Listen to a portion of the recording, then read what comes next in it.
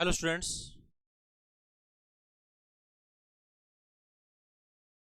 today we are going to discuss about class 12th fundamental of human geography। जैसा कि हमारा last जो lecture था वो फर्स्ट चैप्टर पे था, तो फंडामेंटल ऑफ ह्यूमन ज्योग्राफी आपकी जो 12th क्लास की जो बुक्स है उसकी टू टाइप्स की बुक्स हैं आपकी, जिसमें से फर्स्ट बुक को हम लेके चल रहे हैं फंडामेंटल ऑफ ह्यूमन ज्योग्राफी। और फंडामेंटल ऑफ ह्यूमन ज्योग्राफी में फर्स्ट चैप्टर हम डिस्कस कर चुके हैं, human geography nature and scope. जो इससे पहले वाली वीडियो है उसमें आपको फुल्ली चैप्टर का रिवीजन मिलेगा। तो इस चैप्टर में बात कर रहे हैं, चैप्टर नंबर 2 है हमारा, lesson number 2, the world population distribution density and growth. ये चैप्टर है। आइए देखते हैं चैप्टर नंबर 2। डेंसिटी होती क्या है, वर्ल्ड डेंस जो पॉपुलेशन डेंसिटी क्या होती है, डिस्ट्रीब्यूशन डेंसिटी एंड ग्रोथ कैसे काम कर रही है। जैसा हमने बताया था कि आपकी जो टू बुक्स हैं, ये जो बुक है वर्ल्ड के पर्सपेक्टिव को एक्सप्लेन करेगी, आपके जो पॉपुलेशन से रिलेटेड चैप्टर हैं जितने भी। सेकंड बुक आपके इंडिया को पर्सपेक्टिव रखते हुए नॉलेज देगी आपको, और ये पूरे वर्ल्ड को पर्सपेक्टिव रखते हुए। ओके, तो नेक्स्ट जो हेडिंग है आपका, pattern of population distribution in the world. World के अंदर पॉपुलेशन का डिस्ट्रीब्यूशन का पैटर्न कैसा है, कहाँ पर सबसे ज़्यादा लोग रहते हैं, कहाँ कम रहते हैं। तो ये वर्ल्ड के अकॉर्डिंग जो कंट्रीज हैं, मैक्सिमम पॉपुलेटेड कंट्रीज हैं, broadly 90% of world population lives in about 10% of its land area. अगर हम बात करें पूरे वर्ल्ड पे, अगर हम बात करें वर्ल्ड की, तो ग्लोब पे अगर हम बात करें तो ग्लोब के ऊपर जो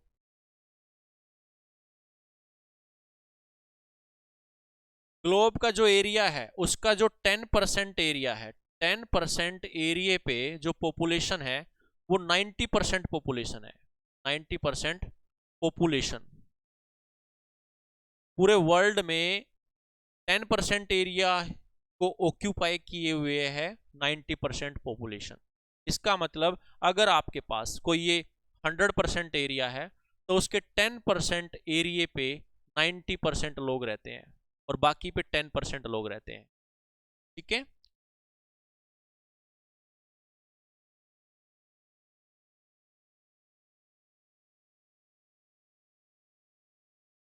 The 10 most populous country of the world contribute about 60% of the world's population। तो 10 मोस्ट पॉपुलेशन कंट्रीज हैं, वो 10 ऐसे देश हैं जहां पर पूरे वर्ल्ड की 60% पॉपुलेशन डिवेल करती है। मतलब वर्ल्ड में जितने भी कंट्रीज हैं उनमें से 10 ऐसे देश हैं जो 60% पॉपुलेशन को कैरी करते हैं। मतलब अगर पूरे वर्ल्ड में जितने भी देश हैं उनमें से 10 देश ऐसे हैं, अगर पूरे वर्ल्ड में 100 लोग रहते हैं तो उसमें से 60 लोग उन 10 देशों में ही। तो उन 10 देशों का जो चार्ट है यहाँ पर दिखाई दे रहा है। Of these 10 countries 6 are located in Asia. जो हम ये 10 देशों की बात कर रहे हैं कौन कौन से हैं, जैसे चाइना है, India, USA, Indonesia, Brazil, Pakistan, Nigeria, Bangladesh, Russia, Mexico. ये 10 ऐसे देश हैं जो पूरे वर्ल्ड की 60% पॉपुलेशन को कैरी करते हैं। और इन 10 देशों में 6 जो देश हैं, 6 कंट्रीज हैं, वो एशिया के अंदर आते हैं। इसका मतलब सबसे ज़्यादा पॉपुलेशन का बर्डन अगर पूरे वर्ल्ड में मिलेगा तो वो एशिया कॉन्टिनेंट पे मिलेगा। तो 10 countries 6 are located in Asia, identify these 6 countries of Asia. अब इसमें 6 कंट्रीज कौन से हैं जो आपको एशिया में नजर आ रहे हैं, यहाँ देखिए। चाइना जो है एशिया का कंट्री है, इंडिया, इंडोनेशिया, पाकिस्तान, बांग्लादेश। तो ये 6 कंट्री ऐसे हैं जो एशिया में आते हैं। ओके, क्लियर है पॉइंट। और सबसे ज्यादा पॉपुलेशन वाला कंट्री नंबर 1 जो है चाइना, नंबर 2 पे इंडिया, नंबर 3 पे यूएसए, नंबर 4 पे Indonesia, Brazil, Pakistan, Nigeria, Bangladesh, Russia, Mexico. ये सीक्वेंस के according most populous country of the world है। ओके, और इसमें से 6 कंट्री ऐसे हैं जो एशिया के अंदर आते हैं। क्लियर है point. Next density of population. Density क्या होता है भाई, व्हाट इज डेंसिटी? तो डेंसिटी का मतलब होता है किसी एक पार्टिकुलर एरिया में 1 किलोमीटर स्क्वायर एरिया में कितने लोग रहते हैं। मान लो अगर जो डेंसिटी निकालते हैं वो किसमें निकालते हैं, एरिया में। मान लो 1 किलोमीटर चारों तरफ चलेंगे तो 1 किलोमीटर जो 1 किलोमीटर स्क्वायर एरिया है तो उसमें रहने वाली पॉपुलेशन कितनी है, तो वो पॉपुलेशन 1 किलोमीटर एरिया में कितनी, उसको बोलते हैं डेंसिटी। इसीलिए इसको डेंसिटी ऑफ पॉपुलेशन काउंट करने का तरीका क्या है, जो पॉपुलेशन है आपके पास और जो एरिया है, तो पॉपुलेशन को एरिया से डिवाइड कर देंगे तो वहां पर रहने वाले लोगों की जो डेंसिटी निकल कर आ जाएगी, जिसको जनसंख्या घनत्व वो बोलते हैं। ठीक है। Each unit of land has limited capacity to support people living on it. Hence, it is necessary to understand the ratio between numbers of people to the size of land. तो जो उस एक साइज ऑफ लैंड पे जितनी public रहती है उसी का एक रेशो है, उसी को हम पॉपुलेशन डेंसिटी बोल देते हैं या डेंसिटी ऑफ पॉपुलेशन कहा जाता है। This ratio is the density of population. It is usually measured in person पर किलोमीटर स्क्वायर। तो ये क्वेश्चन एमसीक्यूज बनेगा आपका। डेंसिटी को किस में काउंट करते हैं, पर्सन पर किलोमीटर स्क्वायर, तो किलोमीटर स्क्वायर में काउंट किया जाता है डेंसिटी को। तो यहां पर आप देख भी पा रहे हैं कि भाई डिफरेंट कॉन्टिनेंट्स में पॉपुलेशन कहाँ ज़्यादा है कहाँ कम है। ये पीपीटी में आपको हमने आपकी क्लासेस के ग्रुप में जो हमने भेज दिया था, इसमें से एक जो रैशनलाइज चैप्टर है डिफरेंट कंट्रीज़ के अंदर कौन कौन से जो डेंसिटी हैं 146 जो डेंसिटी है एशिया के अंदर है, सबसे ज़्यादा पॉपुलेशन डेंसिटी एशिया के अंदर है, सबसे कम पॉपुलेशन डेंसिटी ऑस्ट्रेलिया के अंदर है 5 है। मतलब एशिया में सबसे ज़्यादा पॉपुलेशन डेंसिटी जो है वो एशिया के अंदर है। कितना है, 146 पर्सन पर किलोमीटर स्क्वायर एशिया में है। और सबसे कम डेंसिटी की अगर हम बात करें वो ऑस्ट्रेलिया में है। तो ऑस्ट्रेलिया के अंदर सबसे पॉपुलेशन डेंसिटी है वो है 5। इसका मतलब अगर ऑस्ट्रेलिया का हम अगर 1 किलोमीटर का एरिया लें और एशिया का लें तो डॉट मेथड के थ्रू आप अगर देखेंगे तो इसमें आपको मैक्सिमम डॉटेड नजर आ जाएंगे एशिया के अंदर, और ऑस्ट्रेलिया में ऐसे नजर आए। ओके, क्लियर है। नेक्स्ट है countries of Europe and Asia with negative growth rate of populations. मतलब जो यूरोप के कंट्री और यूरोप और एशिया के कंट्री हैं जिनमें नेगेटिव ग्रोथ रेट रहा है वो कौन कौन से हैं। तो यूरोप में सबसे ज़्यादा जहाँ पर नेगेटिव पॉपुलेशन है, मतलब वहाँ ग्रोथ नेगेटिव चल रही है, वो है इस्टोनिया, क्रोशिया, रोमानिया, बुल्गारिया। और एशिया में जो है जापान, आर्मीनिया, जहाँ पर नेगेटिव ग्रोथ रेट है, जनसंख्या घट रही है। ठीक है। फिर उसके बाद है African countries with growth rate of population more than 3%। More than 3% मतलब जहां पर ग्रोथ रेट बहुत स्लो है, 3% के अकॉर्डिंग ग्रोथ रेट है अफ्रीका में। वैसे आप जानते हैं अफ्रीका कॉन्टिनेंट सबसे ज्यादा ग्रोथ वाला कॉन्टिनेंट है, सबसे ज्यादा पॉपुलेशन बढ़ रही है, ग्रोथ जो हो रही है। लेकिन जो कुछ ऐसे कंट्री हैं जो बहुत कम ग्रोथ के साथ चल रहे हैं, वो ग्रोथ के साथ जो चल रहे हैं अंगोला, नाइजर, गुयाना एटसेट्रा, ये अफ्रीकन जो है मोर देन 3% जो पॉपुलेशन है वो इन कंट्रीज। फिर है countries Europe with negative growth, जिसमें हमने क्रोशिया बताया था। तो क्रोशिया कंट्री की कंडीशन जो लोकेशन है ये है। फिर इस्टोनिया ये है, फिनलैंड के नीचे है। फिर उसके बाद रोमानिया, तो रोमानिया ये रहा यूक्रेन के नीचे। फिर उसके बाद बुल्गारिया रोमानिया से नीचे है। तो ये कंट्री हैं जहां पर नेगेटिव पॉपुलेशन ग्रोथ रेट है। उसके बाद है एशिया के अंदर जो नेगेटिव ग्रोथ रेट है, एशिया के अंदर कौन कौन से हैं।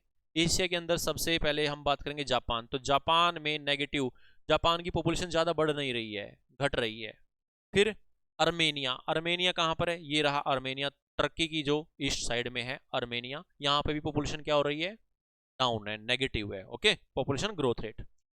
फिर African countries with growth rate population more than 3%, जो 3% से मोर देन 3% पॉपुलेशन है जहां पर, वो कौन कौन से कंट्री अफ्रीका के अंदर, उसमें सबसे पहले आता है अंगोला, नाइजर, गुयाना। तो नाइजर, अंगोला, गुयाना ये कंट्री हैं जो अफ्रीका के अंदर जिनकी पॉपुलेशन ग्रोथ रेट 3% से भी ज्यादा है।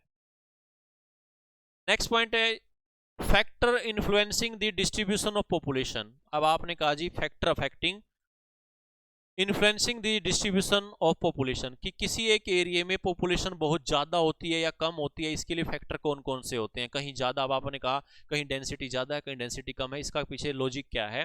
तो सबसे पहले हम बात करेंगे इसमें ज्योग्राफिकल फैक्टर भी होता है कि ज्योग्राफिकल कंडीशन के अकॉर्डिंग ही पॉपुलेशन कहीं कम होती है कहीं ज़्यादा होती है। तो ज्योग्राफिकल फैक्टर में सबसे पहले आता है availability of water.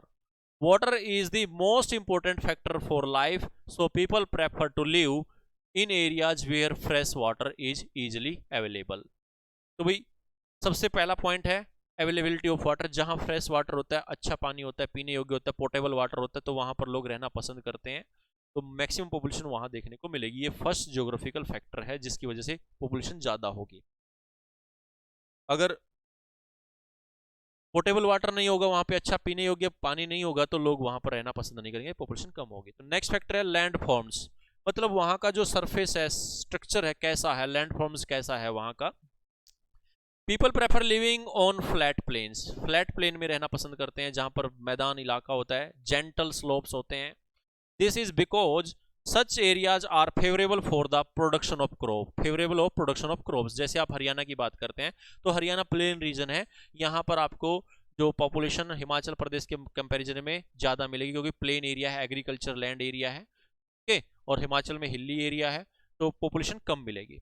And to build roads and industries the Ganga plain are among the most densely populated area of the world, while the mountain zone in the Himalaya are scarcely populated.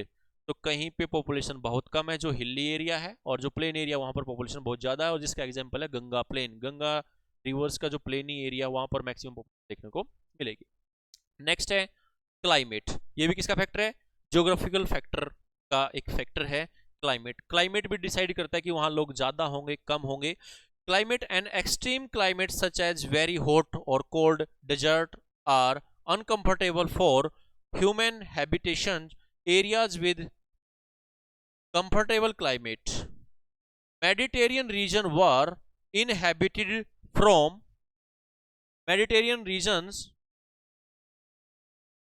were inhabited from early period in history due to their pleasant climate.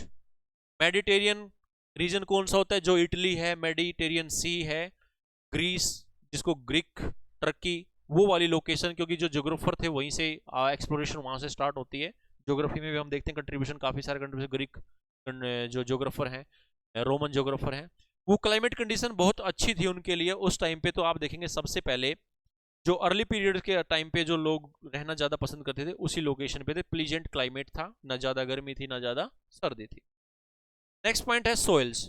Fertile soil are important for agriculture and allied activity, therefore areas which have fertile loamy soils have more people living on them, as these can support intensive agriculture. intensive agriculture के लिए क्या करते हैं, intensive agriculture। तो जहां पर fertile soil होती है तो वहां पर एज ए सोइल हम रिसोर्स मानते हैं, क्रॉप सीजन अच्छा होता है और पॉपुलेशन वहां पर ज्यादा रहना पसंद करती है। तो आप देखेंगे जहां जहां पर फर्टिल एरिया है तो पॉपुलेशन को एज ए बर्डन नहीं मानते, क्योंकि फूड की रिक्वायरमेंट होती रहती है, तो बड़ा परिवार सुखी परिवार मान लेते हैं। और जहाँ फर्टिल सोइल होगी, एग्रीकल्चर एग्रीरियन सोसाइटी होगी, तो वहाँ पर लेबर की जरूरत के हिसाब से तो बड़े परिवार को ज़्यादा बर्डन नहीं मानते हैं। तो ऐसा आप देखेंगे कि यहाँ पर ये जो फैक्टर थे 1 2 3 4 फैक्टर ज्योग्राफिकल फैक्टर थे। कैसे थे, ज्योग्राफिकल फैक्टर थे जिनकी वजह से पॉपुलेशन ज़्यादा होती है। एक बार रिविजन ले लेते हैं। अवेलेबिलिटी ऑफ वाटर, अच्छा जहाँ पर पोर्टेबल वाटर होगा तो पॉपुलेशन ज़्यादा होगी, पानी पीने योग्य होगा। साल्ट वाटर होगा तो पॉपुलेशन कम होगी। फिर लैंड फॉर्म्स, जहां पर प्लेन एरिया होगा तो पॉपुलेशन ज्यादा होगी। क्लाइमेट, क्लाइमेट अगर मान लो प्लीजेंट क्लाइमेट होगा तो लोग ज्यादा रहना पसंद करेंगे। जो डिजर्ट है, मरुस्थल में बहुत कम लोग होते हैं, डेंसिटी बहुत कम होती है, हिली एरिया में कम होते हैं, ठीक है। जहां पर विंटर सीजन होता है, आप देखो पोलर रीजन में जाओ, बर्फ ही बर्फ है, तो वहां लोग पॉपुलेशन क्या है, बहुत कम है, ठीक है। फिर उसके बाद है सोइल्स, सोइल्स जहां फर्टिल सोइल होगी वहां पॉपुलेशन ज्यादा होगी। नेक्स्ट आता है इकोनॉमिक फैक्टर भी हैं, factors influencing the distribution of population, कि कहां पर लोग ज़्यादा होंगे, कहाँ पर कम होंगे, इसके लिए एक नेक्स्ट फैक्टर है, वो है इकोनॉमिक फैक्टर भी होते हैं जो ये डिसाइड करते हैं कि वहाँ पॉपुलेशन कम होगी या ज़्यादा होगी। तो इसमें सबसे पहले आता है minerals. Areas with mineral deposit attract industries, mining and industry activity, generate employment, so skilled and semi-skilled workers move to these areas and make them densely populated. Katanga, Zambia, Copper Belt in Africa is one such good example. तो Katanga Zambia एक कोपर belt है, तो जहां पर जिस location पे minerals होंगे, अब मिनरल्स को जमीन से निकालने के लिए लेबर की रिक्वायरमेंट होगी और लोग as a employment, as a labour काम करने के लिए वहां आके रहना शुरू कर देते हैं, तो वो एरिया मोस्ट पॉपुलस डेंस बन जाता है जहां पर मिनरल्स होते हैं, जिसका एक एग्जांपल है कटंगा जाम्बिया कोपर बेल्ट है अफ्रीका के अंदर। क्लियर है पॉइंट? ओके। नेक्स्ट है इकोनॉमिक में urbanisation. Cities offer better employment opportunity, city offer better employment opportunity, educational and medical facilities, better means of transportation, communication, good civic amenities, and the attraction of city life draw people to the cities. आप देखेंगे जब भी एक rural area में रहने वाली family होती है, जब उसकी पॉकेट अलाउ करने लग जाती है तो वो गांव को छोड़ के शहर में रहना पसंद करता है, और जैसे जैसे शहर बसना शुरू करते हैं, अर्बनाइजेशन होता रहता है, तो रूरल एरिया की पॉपुलेशन शहरों में शिफ्ट हो जाती है, तो उस एरिया को डेंस एरिया क्रिएट कर देते हैं। जैसे आप देखेंगे दिल्ली के अंदर सबसे ज़्यादा पॉपुलेशन डेंसिटी है, तो कारण क्या है? वो कारण यही है कि वहाँ पर रोजगार के लिए लोग रहना पसंद करते हैं, वहीं पे रहना शुरू कर देते हैं, और तो गांव की पॉपुलेशन उठ के वहां चली जाती है, जिसको माइग्रेशन बोलते हैं, जो आपके चैप्टर में नहीं है, रेशनलाइज हो चुका है वो चैप्टर, ठीक है। तो अर्बनाइजेशन अगर ज्यादा होगा तो उस एरिया में डेंसिटी बढ़ती चली जाएगी, लोग ज्यादा रहना शुरू कर देंगे। फिर नेक्स्ट है industrialisation. Industrial belt provide job opportunity and attract large number of people. These include not just factory worker but also transport operators, shopkeepers, bank employee, doctors, teachers and other services providers. The Kobe Osaka, note करेंगे, the Kobe Osaka region of Japan is thickly populated because of the pressure of a number of industries. तो Japan का एक शहर का example लिया जिसका नाम क्या है? कोबे ओस्का, जहां पर आपको अपॉर्चुनिटी के लिए लोग जाते नजर आएंगे एज ए जॉब अपॉर्चुनिटी।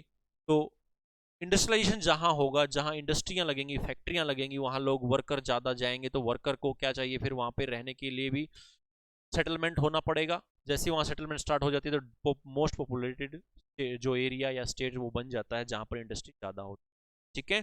तो ये इकोनॉमिक फैक्टर थे आपके। इकोनॉमिक फैक्टर क्या कौन कौन से थे? मिनरल्स जहां निकलते होंगे वहां पर डेंस पॉपुलेशन मिलेगी आपको। अर्बनाइजेशन, जहां शहर बनते रहेंगे तो लोग गांव से उठ के शहरों में आते रहेंगे। इंडस्ट्रीज, जहां इंडस्ट्रियां लगती रहेंगी तो वो एरिया मोस्ट पॉपुलेटेड एरिया होगा।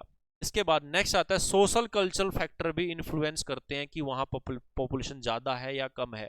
तो उसमें सबसे पहला आता है, अगर बात करें सोशल एंड कल्चर फैक्टर्स में, some places attract more people because they have religion and cultural significance. जहां पर religion और cultural significance होता है, in the same way people tend to move away from places where there is a social and political unrest. Many a time governments offer incentives to people to live in sparsely. तो आप देखेंगे एक example देखेंगे, Rohingya, Myanmar से जो Rohingya आए हैं तो वो वहां से परेशान, वहां की गवर्नमेंट की पॉलिसीज से परेशान होके अदर प्लेस को ढूंढने जा रहे हैं। तो जहां पर आप देखेंगे कुछ पॉलिटिकल जो स्कीम्स होती हैं वो वहां के लोगों के लिए फेवरेबल हैं या नहीं है, या कई बार समाज जो कल्चर्स होते हैं आपस में, जब एक समाज दूसरे समाज से के साथ अच्छे से रह नहीं पाता है तो उस जगह को छोड़ने की कोशिश करता है। तो इस तरीके से सोशियो कल्चरल फैक्टर भी होते हैं जो आपको एक जगह से दूसरी जगह डाइवर्ट करते हैं। या जब भी आप देखते हैं कुछ एक सोसाइटीज होती हैं, कुछ लोग होते हैं, जब एक समाज होता है कि कौन से शहर में जाना पसंद करेगा तो उस शहर में उसी तरह के समाज के लोग ज़्यादा रहना पसंद करते हैं। तो जब भी कोई अगर कहीं पे काम करने जा रहा है, अगर उसको एक वैरायटीज़ मिल रही है कि उसके सेम रिलीजियन के या सेम कास्ट के लोग वहाँ रह रहे हैं, तो वो वहाँ उन्हीं के साथ रहना पसंद करते हैं। तो इसीलिए सोशल एंड कल्चरल फैक्टर्स भी इन्फ्लुएंस करता है कि पॉपुलेशन कम होगी या ज्यादा होगी। नेक्स्ट है डेमोग्राफिक ट्रांजिशन क्या होता है, व्हाट इज डेमोग्राफिक ट्रांजिशन, ये डेमोग्राफिक ट्रांजिशन किसे कहते हैं। Demographic transition theory can be used to describe and predict the future population of any area. तो जो डेमोग्राफिक ट्रांजिशन होती है जिसमें हम ये चेक कर लेते हैं आने वाले टाइम में पॉपुलेशन ज़्यादा बढ़ेगी या कम होगी, ये प्रिडिक्ट कर देता है कौन, डेमोग्राफिक ट्रांजिशन, जिसके थ्रू हम ये बना लेते हैं, मैप बनाते हैं, चार्ट बनाते हैं कि पॉपुलेशन आने वाले टाइम में बढ़ेगी या घटेगी, तो उसको बोलते हैं डेमोग्राफिक ट्रांजिशन। तो इसमें डेमोग्राफिक ट्रांजिशन में क्या हुआ, आप प्रिडिक्ट कर सकते हैं आने वाले टाइम में कंट्रीज की पॉपुलेशन कितने % तक बढ़ सकती है, यूथ कितना होने वाला है, ओल्ड कितने हैं, चाइल्ड कितने हैं। Okay, the theory tells us that population of any region change from high births and high death to low births and low deaths as society progresses from rural agrarian and illiterate to urban industrial and literate society.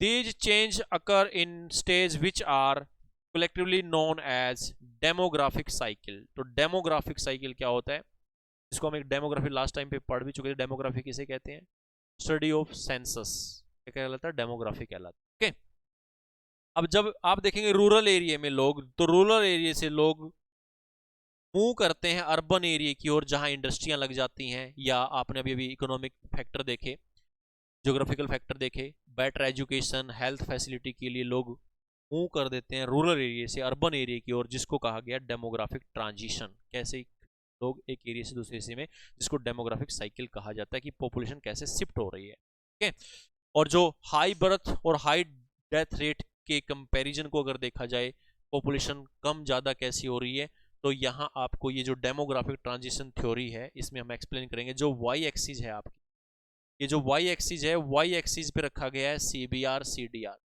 CBR क्या रखा गया है, CBR और CDR, crude birth rate, crude death rate, जो Y axis पे रखे गए, clear है।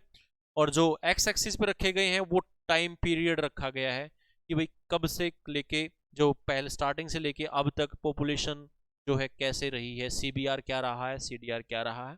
आइए इसको देखते हैं कि कैसे हम डेमोग्राफिक ट्रांजिशन थ्योरी को समझते हैं, कैसे हमें पता चलेगा। इसकी 3 स्टेज होती हैं, कौन कौन सी स्टेज होती हैं, स्टेज 1, स्टेज 2, स्टेज 3। तो यहां पर हम देखेंगे ये है आपका वाई एक्सिस। वाई एक्सिस पे आपने क्या किया, आपने यहाँ पर डॉट लगा के 1 2 3 4 मिलियन के जो है नंबर में, यहाँ 35 तक 15 तक, ये है CBR। CBR का मतलब मैंने बताया था क्रूड बर्थ रेट, और CDR क्रूड डेथ रेट। तो ये आपने CBR यहाँ पर देखा कि मैक्सिमम बर्थ ले रहे हैं, मैक्सिमम जो है डेथ हो रही है, ठीक है।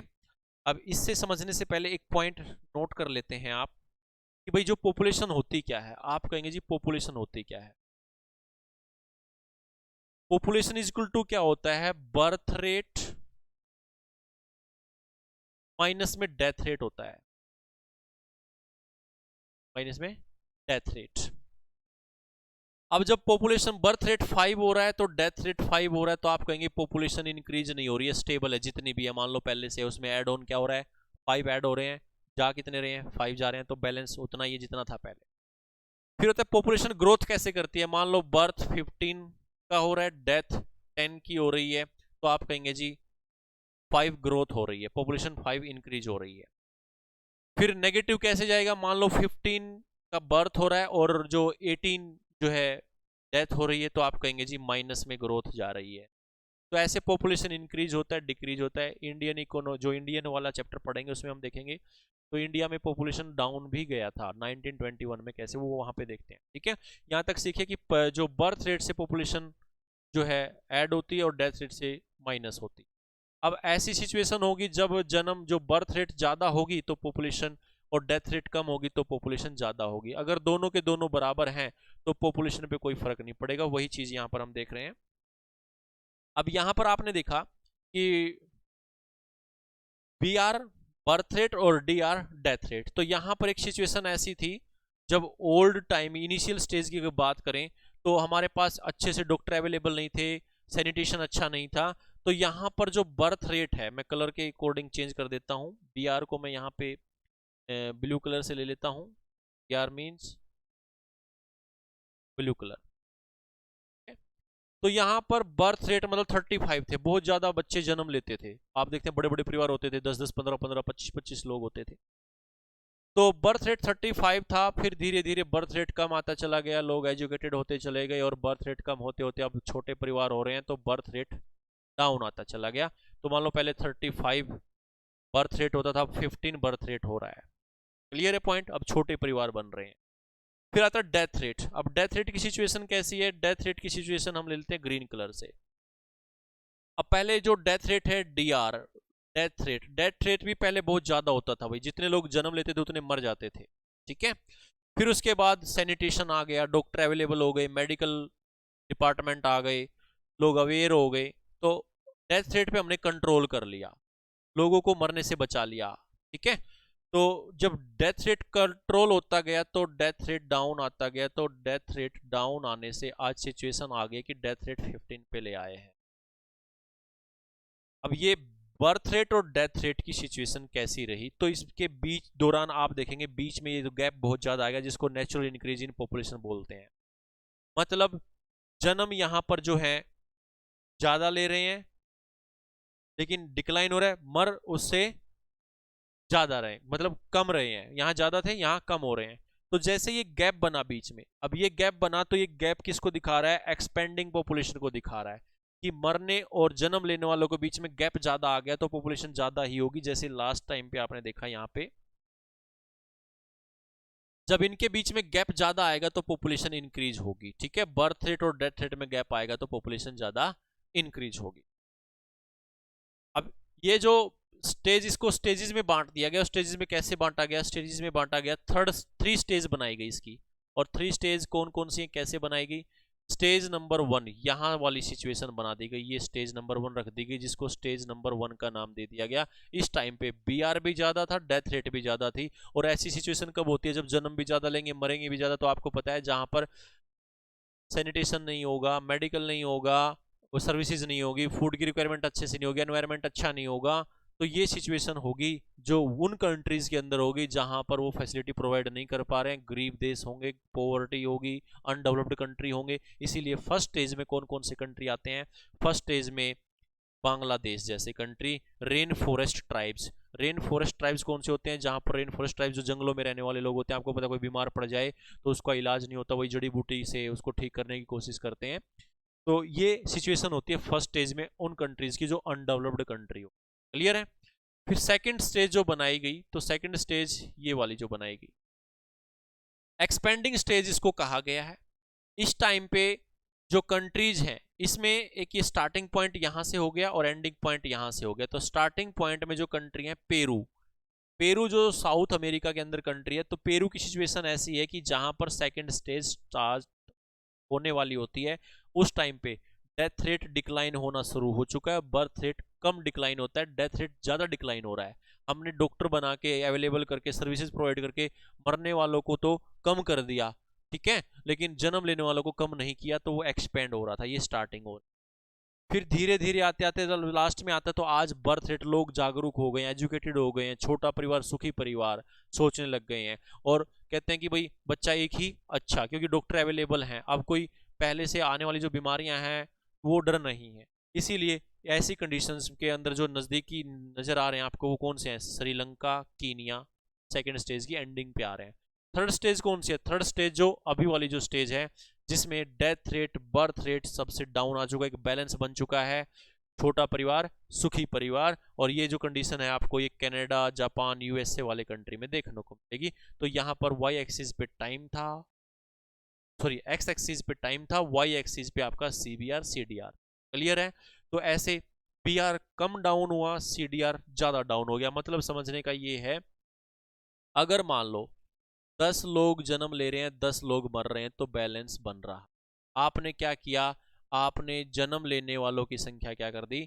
आपने जन्म लेने वालों की संख्या थोड़ी सी कम कर दी, जो 8 पे आ गया बर्थ रेट, लेकिन डेथ रेट आपने 6 कर दिया, तो आप देखेंगे पॉपुलेशन इंक्रीज हो रही है।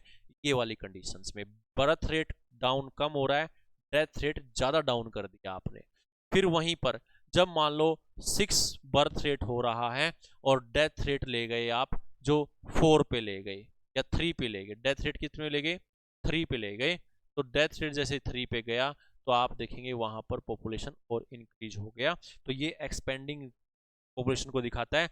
बर्थ रेट आप डाउन कम कर रहे हैं, इसके अकॉर्डिंग अगर देखा जाए तो बर्थ रेट जो है हाई है, लेकिन इसी सिचुएशन में, ये वाली सिचुएशन में अगर देखा जाए तो डेथ रेट कम है। बर्थ रेट जो है कम डाउन हो रहा है, आप डेथ रेट को ज्यादा डाउन कर रहे हैं। ठीक है, क्लियर है पॉइंट।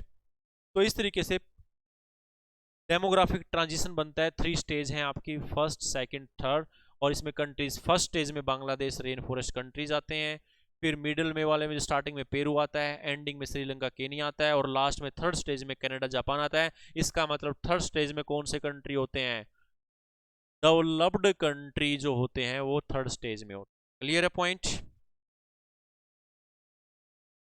फर्स्ट स्टेज की हम बात कर रहे हैं। The first stage has high fertility and high mortality, ज्यादा जन्म लेते हैं ज्यादा मरते हैं। क्लियर है। Reproduce more to compensate for the death due to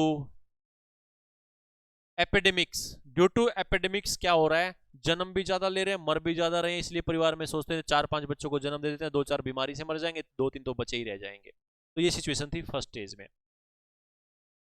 and variable food supply, the population growth is slow and most of the people are engaged in agriculture where large families are an asset। तो जहां पर large family as a asset count होती थी, most people क्या थे, agriculture में indulge थे। तो एग्रीकल्चर में इंडल्ज होने पे आपको पता है लेबर की रिक्वायरमेंट ज्यादा होती है, जितने लोग होंगे अच्छा है खेत में काम में आएंगे। तो ये सिचुएशन थी यहाँ पे। लाइफ एक्सपेक्टेंसी इज लो, भाई लाइफ एक्सपेक्टेंसी इसमें लो रहती है, अच्छा खाएंगे नहीं, अच्छा पहनेंगे नहीं, तो अच्छा एनवायरमेंट नहीं होगा, डॉक्टर अच्छे से नहीं होंगे, सैनिटेशन नहीं होगा, तो लाइफ एक्सपेक्टेंसी क्या होती है, लो होती है। People are mostly illiterate and have low levels of technology. तो लो लेवल ऑफ टेक्नोलॉजी होती है इस टाइम पे, जिसको फर्स्ट स्टेज होती है।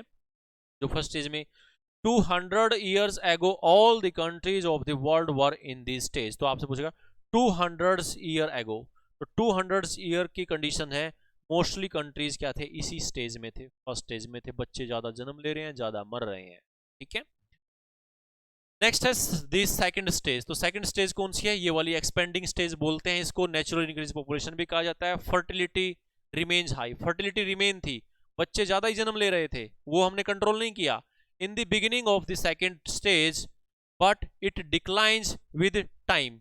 अब यहाँ पर स्टार्टिंग में तो हमने बर्थ रेट को कंट्रोल ही नहीं किया, लेकिन लास्ट में आते आते हमने बर्थ रेट को भी क्या कर दिया, डाउन कर दिया। यहाँ पर डाउन कम किया, लेकिन यहाँ पर डाउन ज्यादा कर दिया। This is accompanied by reduced mortality rate, improvement in sanitation and health conditions lead to decline in mortality. Because of this gap, the net addition to population is high। तो इसमें expanding जो population आई वो ये reason था इसका होने का। ठीक है। नेक्स्ट है थर्ड स्टेज। तो थर्ड स्टेज में क्या है, in the last stage both fertility and mortality declined. तो फर्टिलिटी एंड मोर्टिलिटी डिक्लाइन हो चुकी थी, बच्चे कम जन्म ले रहे हैं और कम ही मर रहे हैं। ठीक है। The population becomes urbanized, literate and has high technology या technical knowledge या known how the deliberately controls the family size। This shows that human beings are extremely flexible and are able to adjust their fertility। तो second stage के बाद third stage में birth rate और death rate down आ गया। तो पहले में आपसे पूछेगा फर्स्ट स्टेज में बर्थ रेट डेथ रेट सबसे ज्यादा हाई था, सेकंड स्टेज में बर्थ रेट कंटिन्यू था लेकिन डेथ रेट डिक्लाइन हो गया था, थर्ड स्टेज में बर्थ रेट डेथ रेट दोनों क्या हो चुके थे, डिक्लाइन हो चुके थे। क्लियर है। एमसीक्यूज बनेंगे आपके यहां से। नेक्स्ट है थॉमस माल्थस। तो थॉमस माल्थस थ्योरी है, Thomas Malthus in his theory 1798। तो थॉमस माल्थस थ्योरी कब आई थी, 1798। stated that the number of people would increase faster, than food supply, any further increase would result in population crash caused by famine, disease and war। अब यहां पर जो population increase होती है वो food के कंपैरिजन में, फूड सप्लाई के कंपैरिजन में फास्टर देन होती है, जिन्होंने क्या कहा, the population grows in geometrical fashion. Geometrical fashion में पॉपुलेशन इंक्रीज होती है, जियोमेट्रिक, और the food supply grows in arithmetic progression. मतलब पॉपुलेशन जो इंक्रीज होती है 2 से 4, 4 से 8, 8 से 16, 32, तो ऐसे पॉपुलेशन इंक्रीज। लेकिन जो रिसोर्स होते हैं हम उनको कैसे इंक्रीज कर सकते हैं? रिसोर्स कैसे होते हैं? अर्थमेटिक प्रोग्रेशन में 1 2 3 4 5 6। अगर हम यहां पर कंपैरिजन करें तो सिचुएशन क्या होती है? अगर पॉपुलेशन बढ़ती जाएगी, यहां पर आपके पास पॉपुलेशन 2 है, रिसोर्स 1 है, सर्वाइव करना आसान है। यहां पर आपके पास पॉपुलेशन 4 है, रिसोर्स 2 है, थोड़ा और सर्वाइव करना आसान है। लेकिन ऐसे जैसे आगे जाते जाएंगे आप, पॉपुलेशन इंक्रीज हो रही है, तो यहाँ पर सिचुएशन देखो, 64 पॉपुलेशन है, 6 रिसोर्स है, यहाँ सर्वाइव करना आसान नहीं है। तो माल्थस थ्योरी क्या कहती है कि जो पॉपुलेशन होती है वो ज्योमेट्रिक फॉर्म में इंक्रीज होती है, और जो फूड सप्लाई इंक्रीज होती है वो अर्थमेटिक में इंक्रीज होती है। और इस तरीके से आप देखेंगे यहाँ पर जो डायग्राम क्या कहता है, माल्थस प्रोडक्शन ऑफ फूड जो हो रहा है वो इस तरीके से आप ग्रो कर सकते हैं। मतलब अपने खेतों में जो पैदावार है वो प्रोडक्शन परसेंटेज कितना है, इंक्रीज कर रहे हो, इस तरीके से हो रहा है। लेकिन जो पॉपुलेशन इंक्रीज हो रही है, तो पॉपुलेशन का जो इंक्रीजन हो रहा है, जो ग्रोथ हो रही है, वो इस तरीके से हो रही है। तो यहां तक तो सिचुएशन ठीक है, यहां तक तो सिचुएशन ठीक है। ये जितना ज्यादा आगे जाता जाएगा तो इसमें ये गैप ज्यादा आता जा नजर आ रहा है, तो वहां सर्वाइव करना बहुत मुश्किल होगा आने वाले टाइम में। कौन कहते हैं? Thomas Malthus. ठीक है। The preventive checks are better than the physical checks. तो यहां से क्वेश्चन बनेगा आपका, प्रिवेंटिव चेक्स क्या होते हैं और फिजिकल चेक्स क्या होते हैं? कि पॉपुलेशन को कंट्रोल करने की दो चीजें हैं, या तो आप प्राकृतिक तरीके से कोई प्राकृतिक आपदा आएगी, वो आपका उस एरिया की पॉपुलेशन को विनाश कर देगी, बहुत कम कर देगी। जैसे अभी 2022 में कोरोना आया, 20 में कोरोना आया, ऐसे ही आज से 100 ईयर्स, 1 सेंचुरी अर्लियर क्या सिचुएशन थी, 1920 में भी कहा जाता है कि एपिडेमिक की वजह से महामारी आई और जिसमें लोग काफी मारे गए। तो ये 100 वर्षों के बाद ऐसी महामारी फैलने के चांस होते ही होते हैं, ऐसा भी सुनने में मिला था। ठीक है। तो ये कारण क्या है कि भाई उन्होंने कहा कि कुछ फिजिकल चेक्स होते हैं, फ्लड आ जाएगी, आपदा आ जाएगी, ड्रोट आ जाएगा, फेमिनी आ जाएगी, वो बैलेंस करने के लिए ऐसा होता है।